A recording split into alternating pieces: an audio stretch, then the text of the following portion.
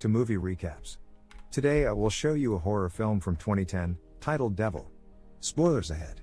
Watch out and take care. A man can be seen cleaning the inside of a building when suddenly a body falls on the truck outside. Two men are talking at a dinner. They have a conversation about alcoholism and the importance of forgiveness for people like the one in the suit who are recovering alcoholics. The same one says that forgiveness isn't easy after what happened to his family 5 years ago and wishes they could talk about normal stuff instead. There you go. Later, the same man is revealed to be a detective as he crosses a police line. Another cop takes him to a crime scene and shows him the dented truck with the dead body on top. He checks the out body and looks up at the buildings surrounding the truck. The other detective can't believe a jump with such a force can happen from buildings that small. The first detective notices that there is no glass on the pavement surrounding the truck and thinks that it rolled out to the place where it was found. The two detectives walk around a corner to find a building that would better match their crime scene. Next to a modern-looking skyscraper, the characters are introduced one by one. First is the man in the hoodie lingering, then the man with a red tie, passing by him and walking inside the building. Oh, I actually like that. Next is the security guard, picking up the phone at the reception desk and the old lady seen standing in the middle of the lobby, confused. Then, there is the young woman entering the lobby, passing the security guard at the reception, getting stopped by him and going to the back of the line to sign the visitor's log. That's cool. The security guard tells the other man at the reception area that he has to take a package to the 39th floor and goes toward the elevators.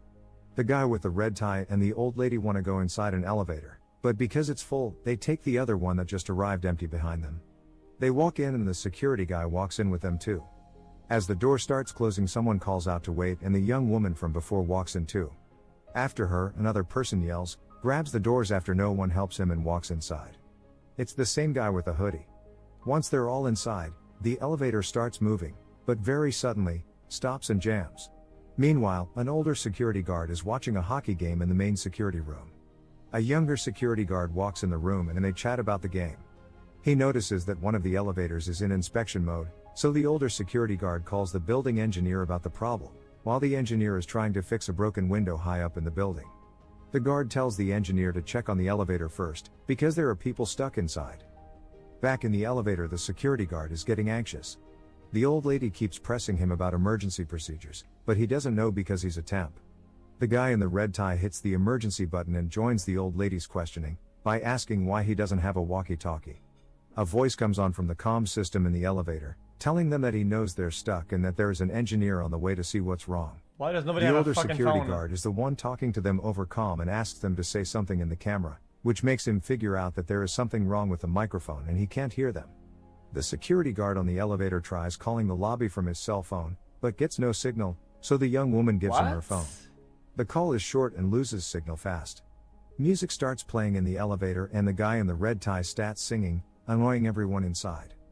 The building engineer is on his way to the machine room at the top, where the wind sweeps off his hat and he almost falls off the side. Okay. Back down at the foot of the building, the two detectives are approaching and talking. The detective from the diner finds glass on the pavement and they see a man nearby sweeping more glass. He tells the man to stop doing that and declares the place a crime scene. A huge chunk of glass falling from the building, almost killing his partner, confirms his suspicion. Back inside the building, the engineer is seen checking the elevator from the shaft. He calls the main security room to tell them that it looks fine, but that he will reset it. Back at the elevator, the older security guard tells the group over comm that the light will be out for about 20 seconds. The lights go out and when they come back on, the old lady screams at the security guard to get away from her, to which he apologizes, telling everyone that he's very claustrophobic. The third man pushes a panel from the top of the elevator and air starts coming inside. The security guard asks if they should try climbing up, but the other man says that it's dangerous going up the cable. Back at the machine room, the engineer asks the main security if the reset worked, and when they answer that it didn't, he says he'll go check out the problem from the basement. The two guards in the main security office talk about the broken window in the building and how someone might have jumped off it that morning. The younger one is very concerned to hear that.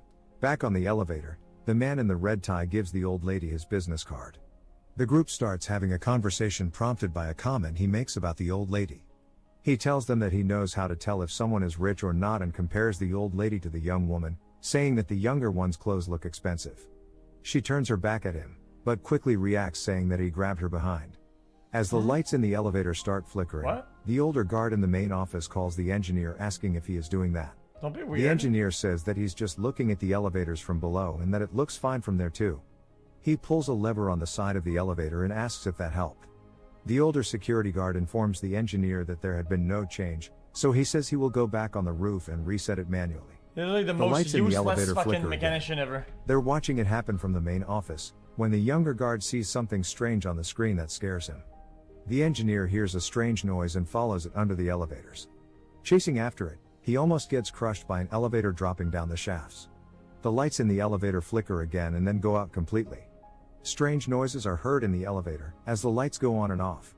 When the light comes back on for the third time, the young woman is lying on the ground.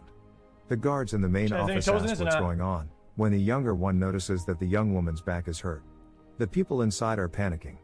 Red tie man notices that he has blood on him and tries to hide it from the others. The young woman says that it felt like something bit her, so the third man asks if anyone has anything sharp that might have hurt her. The security guard in the elevator then sees the blood on the man with the red tie. As he tries to explain that she just fell on him, the security guy goes to frisk him for a weapon. The guards watching for the security room decide that they need to call the police, since there has now been an assault inside the elevator. Outside of the building, the cop from the diner is talking to forensics, when the call about the elevator comes in. He sees that the call is about the building with the broken window and takes the case, bringing along his partner. Back at the main office, the younger guard finds the footage from the moment he saw something strange on the screen and shows it to the older one, who dismisses it as just grain. The younger one grabs his cross, certain he'd seen something evil, but the older one tries to calm him down. Inside of the elevator, the security guard and the third man try to pry open the doors. Even if they could, they don't know if there's an opening in the shaft they could climb to. The old lady is afraid that the elevator is just dangling and might drop down. The man in the red tie tries to help with the doors, but is sent to the back of the elevator away from the others so to keep an eye on him, still thinking that he hurt the young woman. In the meantime, the two detectives arrive at the main security office where the older guard shows them the security camera and explains the assault. He tells them that the others in the elevator think the man in the red tie was to blame. After the detective assesses the situation, he tells the security guards that they should ask for a repairman from the elevator company and tells his partner to call the fire department. He then asks about the people inside, particularly interested about the security guard. After finding out that he's a temp, he tells the guards in the main office to pull up his files. The younger guard tells him about what he saw in the footage, but the older guard brushes it off again. The detective dismisses it too and tells the people in the elevator to show their IDs to the camera, so he can see who they are. Unfortunately, the writing on the IDs is illegible, so the detectives and the older security guard go to the lobby to check the visitor's log and find out that way. Back at the main security office, the younger guard is keeping track on the security camera from the elevator, when the lights inside flicker again. Inside of the elevator, the young woman suddenly sees all of the people disappear and reappear as bloody dead bodies on the floor. A second later, it's as if that never happened and everyone is in their place. The lights go out completely again. The mirror in the elevator shatters and strange noises are heard in the dark again. When the light comes back on, the man with the red tie is revealed to be stabbed in the neck with a piece of glass from the mirror. Meanwhile, the younger guard calls the two detectives back. They see that the man is dead, so the detective calls for backup. When he starts reviewing the footage, the younger guard starts telling everyone a story. He says that situations like these always start with a suicide and people getting hurt when the devil is near. Sometimes he takes human form and torments people. The last thing he says is that one of those people in the elevator might be the devil. The detectives, uninterested in what the guard is saying, continue reviewing the footage and suspect the security guard in the elevator might be involved in the murder. The partner says that his files show him to be a violent criminal. The group inside the elevator is also talking about who the murderer might be. The fire department arrives at the building. In the main security office, the detective tells the people inside the elevator that the place is a crime scene now. The detective doubts that what happened was an accident, but says the people don't look like killers. He gets an idea and asks one of them to volunteer. He then tells the man to take out a piece of paper from the dead man's pocket. The man raises up a letter to the camera, which the people in the office decipher and realize the dead man was going to see someone in the building. The detectives go to meet with the fire department first, and after the detective from the diner goes to the level of the building with the broken window. Forensics tell him that the suicide note the jumper left is very strange, with the words "I can hear the devil's footsteps draw near" written last. Outside of the elevator, the firemen try to pry its doors open, but they won't budge.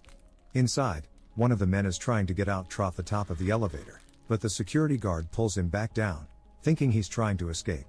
The detective is talking to the person from the building that was supposed to meet with the dead man from the elevator. He finds out that he was a scam artist and asks the person for a list of the people he has scammed. Back at the elevator, the people start frisking one another. Meanwhile, at the main security office, the detective is back and tells his partner that one of the people probably didn't sign in. If they were out to kill the man with the red tie, they wouldn't be stupid enough to do that. He gives him the other list and tells him to compare the two. Then he goes over to the security guards, and the young guard shows him the face from the footage, but in turn the detective shows him the apology note that was left by the person that killed his wife and child in a car crash. He says that people can be evil without the help of the devil. While they're talking, the old guard is reviewing the footage, when he finds the moment when the young woman thinks someone grabs her. The footage doesn't show anyone doing it. The detective thinks she's lying and becomes suspicious of her too. They see the people in the elevator frisking each other and tell them to stop. Inside the elevator, an argument starts up again, and the old lady threatens to pepper spray the security guard. He grabs the spray from her hands. In the main security office, the older guard is calling the engineer, telling him to stop disappearing. The engineer is climbing down the elevator cable and can't get his walkie-talkie to answer. He slips down the cable and a chain from his protective gear tears open. Inside the elevator, the security guard is taunting the old lady with the expired pepper spray, when something heavy drops on top of the elevator. They can hear the old guard's voice from the top. In a moment, blood starts coming in from the top panel. They can still hear the walkie-talkie and figure out that it's the engineer that fell. They can't break off the panel to help. The detective goes to the roof to check on the shaft and sees the engineer on top of the elevator, probably dead. Tells everyone that the people inside of the elevator can hear the walkie-talkie and that they should switch channels. He orders the fire department to get inside the elevator, trough the wall. The firemen start digging trough the wall. Looking trough the footage in the main office, they see that the old lady was stealing wallets. The detective comments that all of them were bad people. As he's looking at the screen, the footage from the security cam glitches again and shows all of the people inside dead, but only the cop can see that. Next, they find footage with the third man and see that he had a satchel with him when he walked in the lobby, but no satchel in the elevator. The lights in the elevator start flickering again, then go out. The security guard lights a match and there's something strange next to him. When the lights come back on, the old lady is strung up on one side of the elevator, dead. The detective sees that on screen and calls for a lockdown of the building, with everyone inside going to the lobby. The older guard goes to the basement. The detective and the younger guard are the only ones in the office, so the younger guard says there is a reason that they are the devil's audience. Inside the elevator, the two men take the old lady's body down. Meanwhile, the detectives look for the satchel and find it in a restroom near the lobby. The satchel has tools inside that the detective suspect might be used to rig an elevator. Back in the main office, the younger guard is left alone, so he starts reciting prayers over the comm. The people in the elevator don't like what he's doing. They talk a little, but quickly a fight between the two men ensues. The young woman is calling for the security guard to kill the other man. Back in the main office, while the guard is still praying, the detectives walk in and see what's happening in the elevator. They order the people to back away and put their hands on the walls. As the people in the elevator settle down, the cop asks the younger guard how his story ends. He tells him that they all die. His partner then tells him that the young woman has a record too, that she was married to a rich man and that she was in the building to see a lawyer. The two of them run in the lobby and find the lawyer. The only information he can reveal is that they should look into the people closest to her and that his specialty is forensic accounting. The detective asks to get the woman's husband on the phone. Meanwhile, the old security guard is in the basement and turns off the water. He informs the firemen and they continue breaking trough the wall. While still in the basement, he finds a wire that is dipped in water and tries to get it out. Moments later in the lobby, the people that are gathered start screaming as he falls over. The detectives run to his aid, but he dies. Back inside the elevator, the three people remaining start arguing again. The two detectives come back at the office, saying that the younger woman's husband might have arranged all of it, since he owns the security company that works in the building. The cops think that the security guard inside the elevator is responsible and that the other two victims were just a decoy. Back in the elevator, the lights go out again.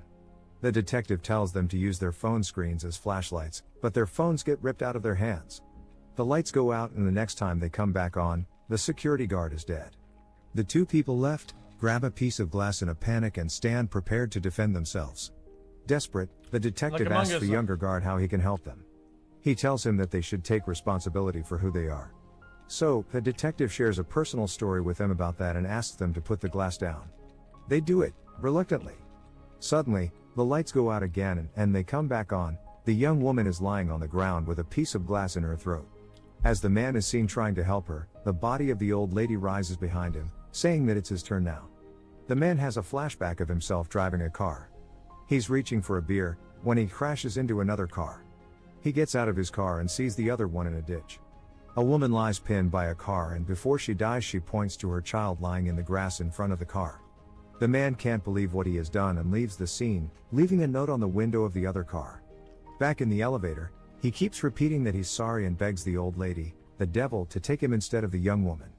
The devil refuses the bargain and hurls the elevator down the shaft. When it stops, the man finds the engineer's radio and starts talking. He tells the detective what he's done. The detective and the young guard are listening to him and realize what that means. Inside the elevator, the young woman finally dies in his arms and the devil is angry, saying that she really wanted him. The lights go out and come back on again as the firemen are opening the doors of the elevator. The man is the only one left alive, speared by the devil. The old lady had disappeared. Later, paramedics are taking out the bodies and the detective sees the man sitting in the lobby. He says he will take him in the station. Next, the two of them are seen in a car. The man is in the backseat. The detective tells him that it was his family that he killed that day, but that after all of this time he forgives him. Make sure to subscribe and turn on notifications so you can watch more videos like this. Thanks for watching. What the fuck? That was okay, I guess.